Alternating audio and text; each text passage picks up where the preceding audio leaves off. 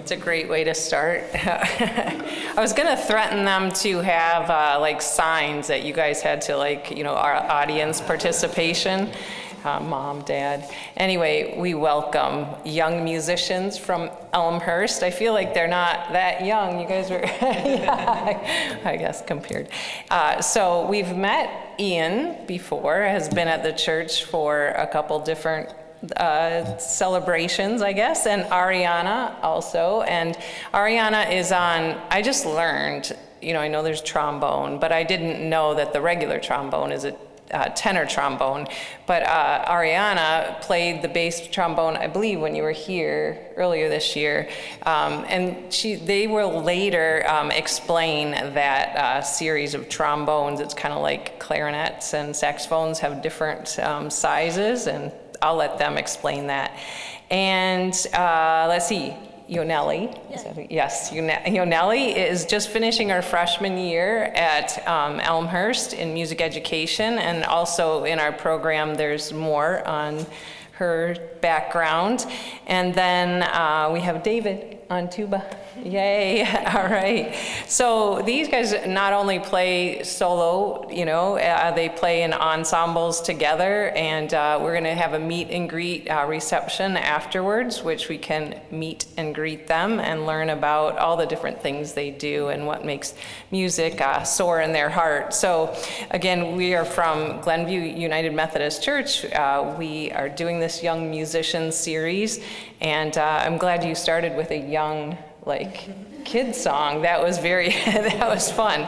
And at Glenview United Methodist Church, we cherish the arts as an expression of our faith, hope, and community.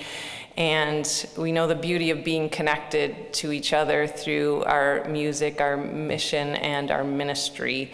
And we are blessed to have you guys here today. And we'll let you go. They might not go in the exact program order, and if they don't, they will let us know.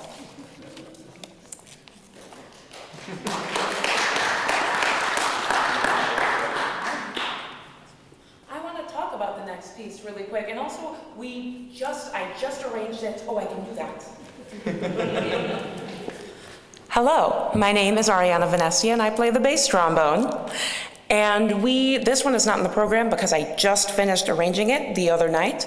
It's called Sicut Cervus, and it is a old piece written by, and you guys stop me if I get my music history wrong. It's written by Palestrina, and that was around, I wanted to explain this a little bit to you so it makes a little bit of sense, because it's actually taken a really long time for people to have freedom with music. For a really long time, they were really strict with it, and then they were like, okay, well, somebody can play music and then they can accompany it. And then Palestrina came around and he arranged pieces where everybody has the melody and everybody is equally important at different parts. And everybody was like, you can't do that. That's not how it works, but it is how it works, and it's very beautiful. So you'll hear us playing, and we all are playing the same melody or variations of it, but at different times. And he very carefully arranged it so it always works out. It's called counterpoint. And there's a whole lesson in music theory where you have to learn how to write like he wrote, and it's maybe one of the worst things that you can learn. But he does a beautiful job. And so this is Sicut Cervus by Palestrina.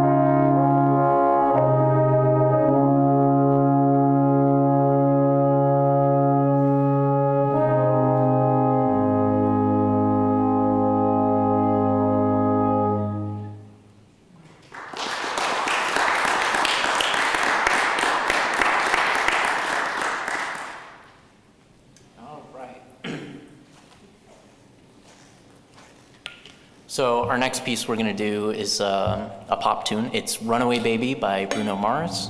This is an arrangement I did for this ensemble, and hope you guys enjoy it.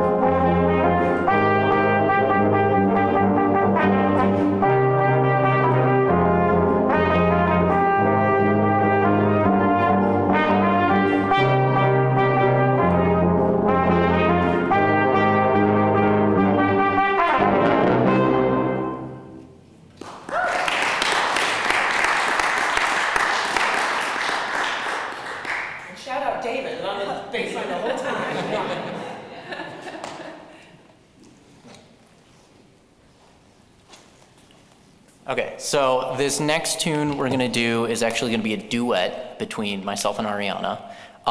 This is written by Oscar Bloom, but the interesting thing about Oscar Bloom is nobody actually knows anything about him.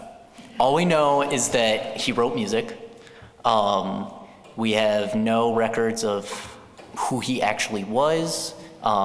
It's pretty clear, though, that he was likely, that he was definitely a musician with the amount of music that he wrote, as well as he was likely a teacher because some of the things he wrote were like progressive, they'd be like progressive etudes or works of music that would be helpful for learning the instrument. So this next one we're going to do is duet number 6 out of his collection of 12. The first musician ever to not talk about himself all the time.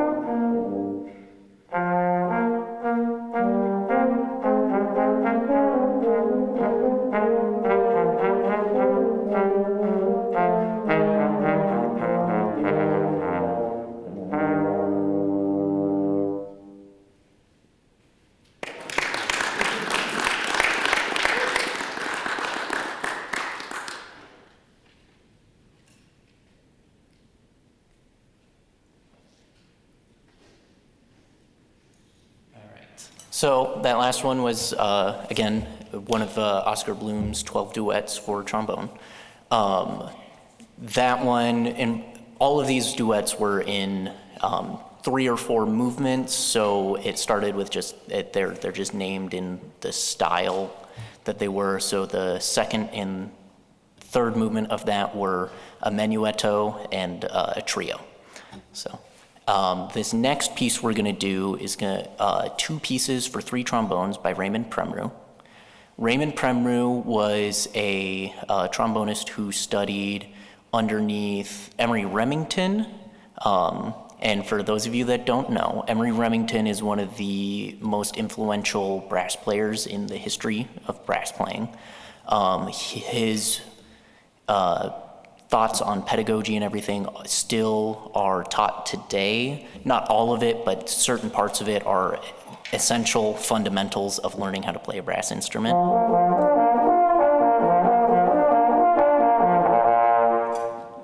It's a warm-up that everybody has to learn. It's called the Remington lip slurs.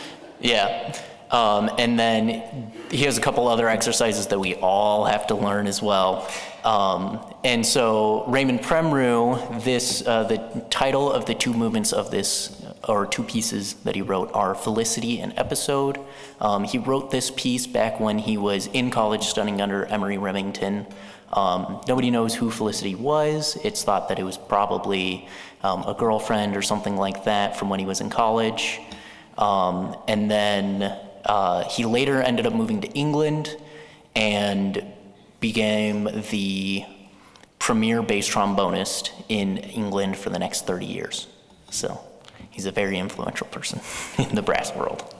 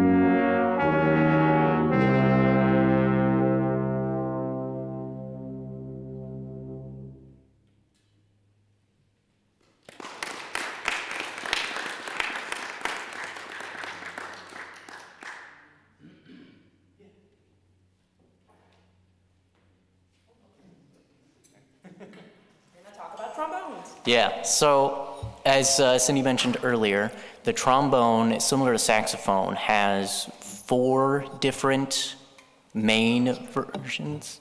You got soprano, alto, tenor, and bass. Tenor being the most common because in a lot of situations, the alto trombone sits in the same register as a trumpet. The bass trombone is a nice between the tenor trombone and the tuba. It can start to get down into the same range as a tuba.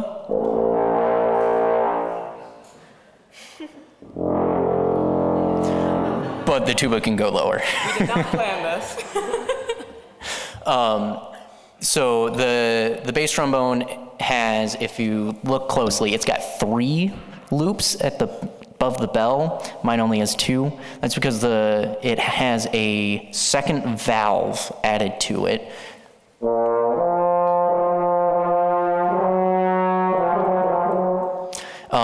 And it helps the bass trombonist play a lot of stuff down in the lower register because with those valves, they have a bunch of extra position options to play notes that would normally be way out on the end of the slide. Whereas I have it, I can only, bottom of the bass clef staff, I have a couple options and it extends my range just a little bit below the staff. With the bass trombone, they can go fully chromatic. I don't remember what note the lowest is. Oh, I think, so this is a B flat. You're allowed to go 1 whole octave lower than that, which is just B flat but a lot lower, if that makes sense. Yeah. And then technically you can play lower, but it's not technically, the instrument doesn't technically do that. Yeah. And then on top of it, it's a larger instrument. It's got extra tubing length, which makes it go lower. And with those valves, it also typically is played with a larger mouthpiece. So it'll be hard to see. We can show you guys later. But the inside of my mouthpiece is narrower than Ariana's. Hers is going to be a little bit larger, which allows her to play those lower notes easier. Mine being narrower helps me play some of the higher notes easier. Same concept goes forward with trumpet. The alto trombone, again, not really used, but it's it looks the same way. They all look the same. It's just smaller. It's used occasionally in some orchestral music. They still like to use the alto trombone in some of it. Soprano trombone exists. It's hardly used. It's really a gimmicky sort of thing. It timbrally doesn't sound as great as the tenor or the alto trombone, and the alto trombone in a lot of cases doesn't sound as good as the tenor trombone. So, yeah. I'll say really quick, the trombone, it's actual, if you translate it to whatever I remember, it means big trumpet. So it's supposed to make a trumpet sound but lower. And so the whole reason this exists is to get the trumpet sound still, so the big brassy loud sound, but in a tuba range. Because yes, the tuba can play lower, but it can't do that fancy stuff. And another thing unique about the bass trombone, saxophone players typically have to play all of them. You have to, as a saxophone player, you should be able to do all of them, soprano, alto, whatever. As a bass trombonist, their goal at Elmhurst right now is to train me to only play the bass trombone from here on out. And that is typically how trombone works. You're a tenor trombonist or a bass trombonist. Yeah, unless you're doing musicals, and then you have to learn how to double. But I'm very, very, very lucky to be playing this. It's very expensive, and it doesn't belong to me. It belongs to my professor. So thank you for listening.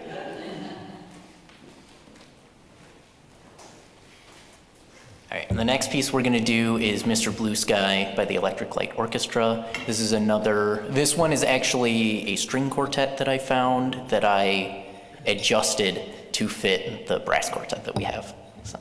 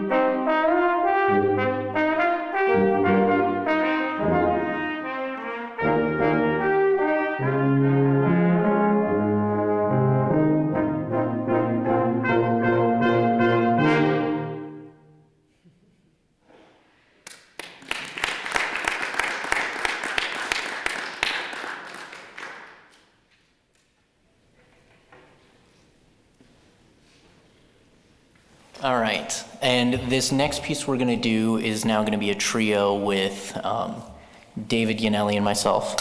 It is a piece called Livery Stable Blues. It is a traditional Dixieland style tune, so you're gonna hear a little bit of swing from us, and there's a couple of surprises towards the end.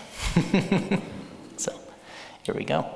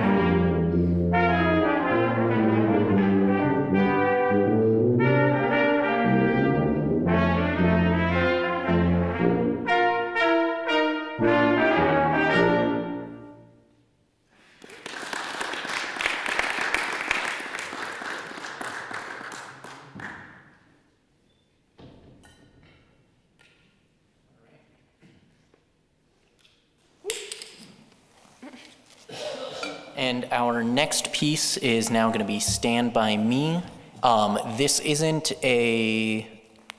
based off of the original Stand By Me by Ben E. King. This is based off of a version done by a group called Lucky Chops. They were a group, their personnel has changed, but when they first started, they started out in New York City, and they started out actually playing just like down in the subways or out on the streets to promote their group, and they recorded an album. You can look them up. There's videos of them playing in the New York subway, and this is one of their first songs that they did. So, hope you guys enjoy it.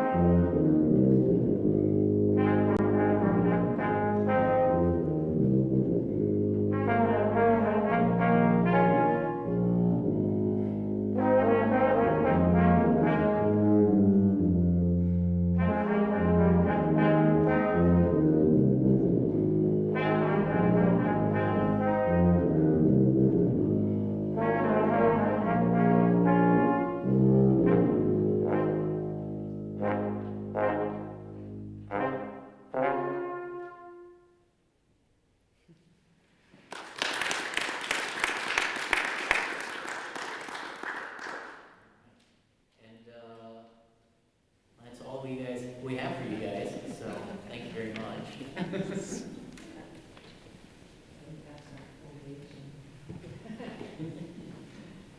Yes, thank you for being here with us tonight. So again, I'm Cindy Appleby. I'm the director of the music program here at Glenview United Methodist Church.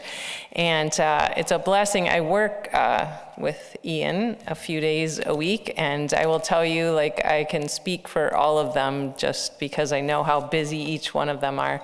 But they are committed, and they work hard, and they don't just play music. You know, they're in classes, and they have other jobs, and they have families and commitments. And I know you guys have been working on Wednesdays and you're on your your free time on Wednesday nights, and we really appreciate it. And the behind the scenes that goes on with, you heard that they're arranging their own music, which is really cool, because you don't just go to a store, and say, I would like a piece for tuba, bass trombone, the other regular trombone, I'll just call it that, and the trumpet. So, finding this, I know when I spoke with Ian earlier this year about it being a young musicians concert series, he thought too that it would be families here coming. So that's why it inspired all the different eclectic songs today, and I love that. You hit all the themes, like, even the counterpoint, I love it. So again, thank you for being here. We really appreciate it. There are baskets in the back that support our Young Musicians Concert Series, and we are blessed by the free will offerings that are donated to support these young individuals and the program of Music Mission and Music Mission Ministry. Oh gosh, Pastor, sorry. Here at Glenview. And we have a nice reception that you can come ask them any question that you would like, and they can ask you questions too. Ask them, like I was just noticing on the tuba, like I would have said, you have three valves, and you have 4, like go figure. You have 5. It's a true, yeah. I know, like the trombone has 7 positions. You're gonna call me wrong if she has more. So yes, I have 7 positions, but the deal is once you get lower, then you have less positions. So once I'm playing down here, I think I have like 5 positions? Yeah, see, so there's so many, like pick their brains. It's really fascinating working and teaching with them. There's like a siren will go on off outside, and somebody will run to a piano and play the exact pitch, and that's kind of like they were, kind of showing off with each other who could play the lowest note on the bass trombone or the tuba, and you won, but David, so. Oh, that's how you love stuff. Yeah, you just beat her. So again, we thank David and Yonelli, right? Did I say that right? Yonelli, and Ian and Ariana. And fun fact, we have just finishing freshman year, sophomore year, junior year, and you're done. Right? Yeah, so nice stack. So again, a round of applause for these guys. Thank you so much, and thank you for your support today. Yes, thank you.